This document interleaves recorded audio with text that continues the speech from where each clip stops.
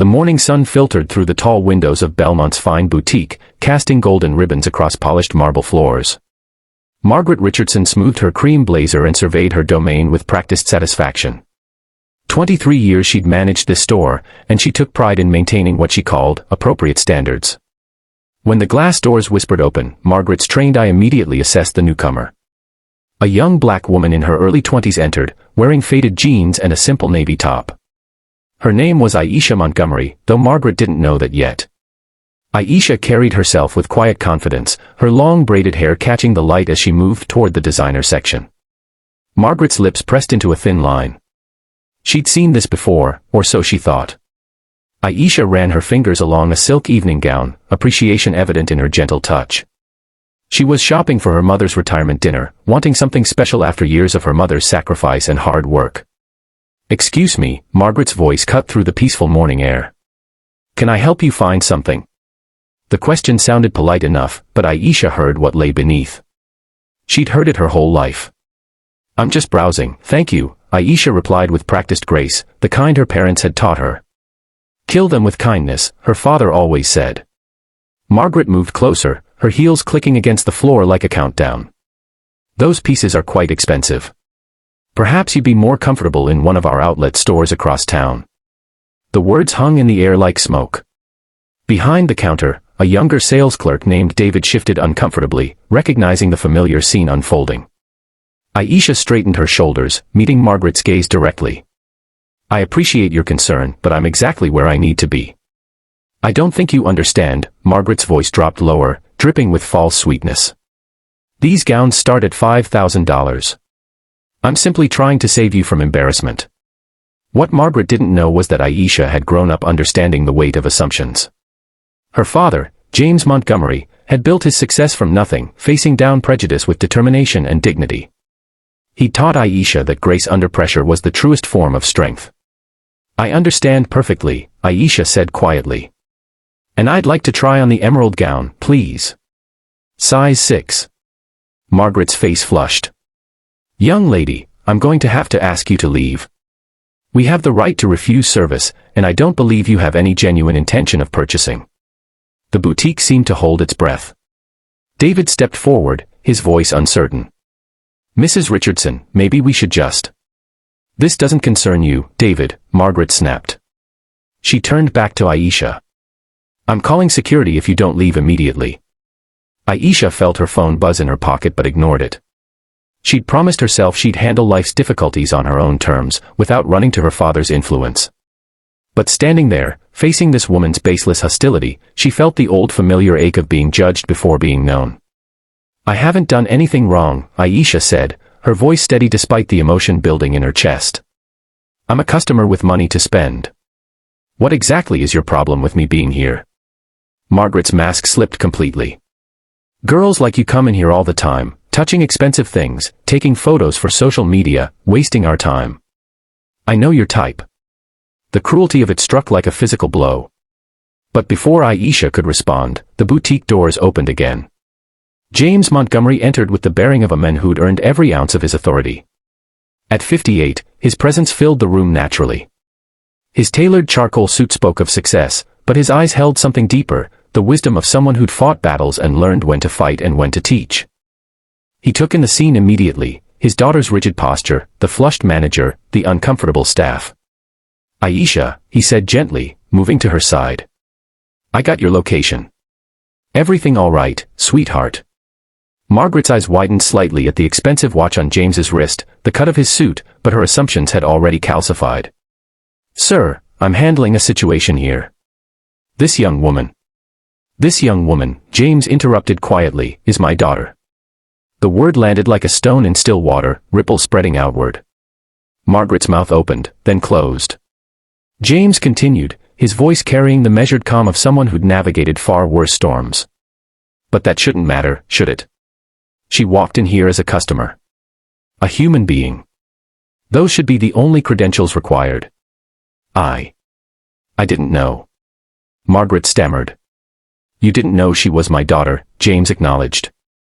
"But you knew she was someone's daughter. Someone's sister, perhaps. A young woman deserving of basic respect and courtesy."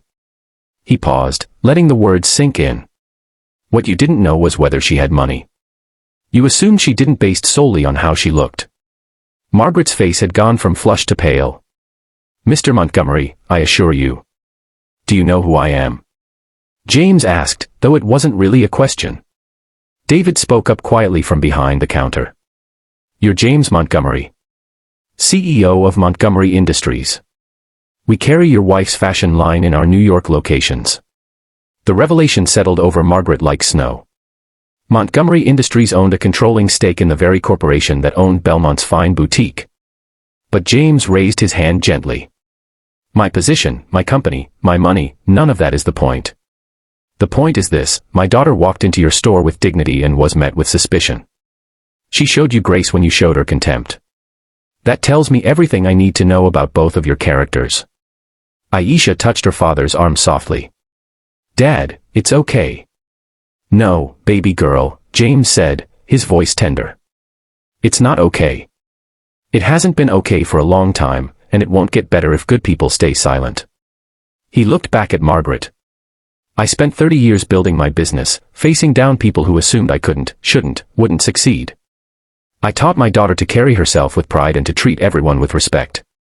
I hoped the world would return that courtesy. Margaret found her voice, though it shook. Mr. Montgomery, please, I made a terrible mistake. If I'd known. If you'd known she was wealthy. If you'd known who her father was.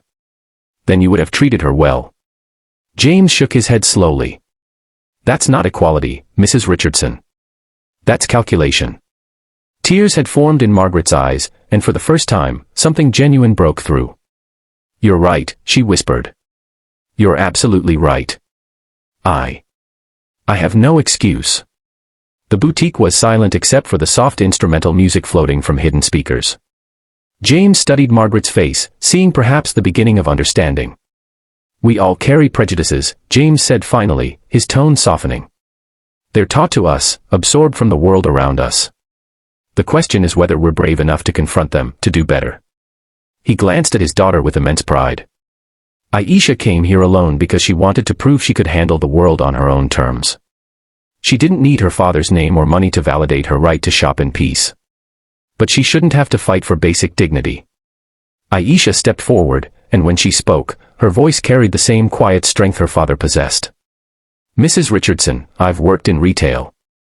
I know the pressures, the quotas, the difficult customers.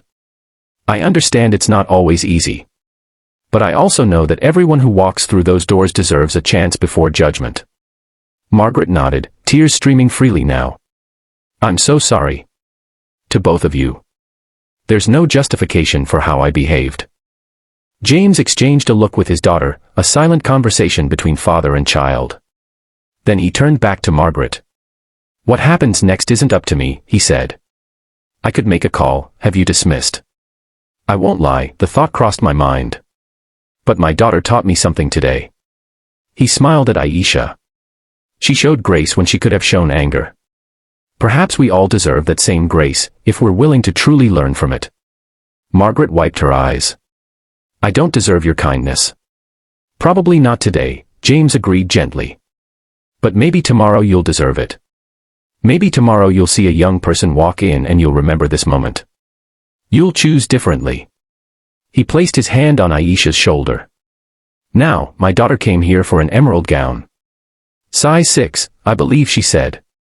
David quickly retrieved the dress, handling it with careful respect. As he draped it over his arm, he spoke quietly. Miss Montgomery, I apologize that I didn't speak up sooner. It was wrong of me to stay silent. Aisha gave him a small smile. Speaking up is hard. But thank you for saying so now. As Aisha went to try on the gown, James stood in the boutique, looking around at the beautiful things for sale. He thought about his own father, who'd worked as a janitor and never owned a suit that fit quite right. He thought about his mother, who'd cleaned houses to send him to college. They'd taught him that dignity wasn't for sale and respect couldn't be bought. When Aisha emerged in the emerald gown, she was radiant. James felt his throat tighten with emotion. Your mother is going to love it, he said softly. At the register, Margaret personally handled the transaction, her hands still trembling slightly. There's no charge, she said quietly. No, Aisha said firmly but kindly. I came here to buy a dress, and I'm going to buy a dress. I don't want special treatment because of who my father is. I just wanted fair treatment as a human being. Margaret nodded, processing the payment in silence. As she handed over the elegant shopping bag, she met Aisha's eyes. Thank you for the lesson. I promise I'll remember it. As father and daughter walked toward the exit, James paused and turned back one last time. Mrs. Richardson, we all stumble. What matters is whether we get back up and walk differently. I hope you will. Outside in the bright morning sun, Aisha leaned against her father's shoulder. Thanks for showing up, Dad. Always, baby girl, James replied, kissing the top of her head. But you were handling it beautifully on your own. I'm so proud of the woman you've become. They walked together down the street, their linked shadows stretching behind them, 2 generations carrying forward the hard-won lessons of dignity, grace, and the patient work of changing hearts one encounter at a time.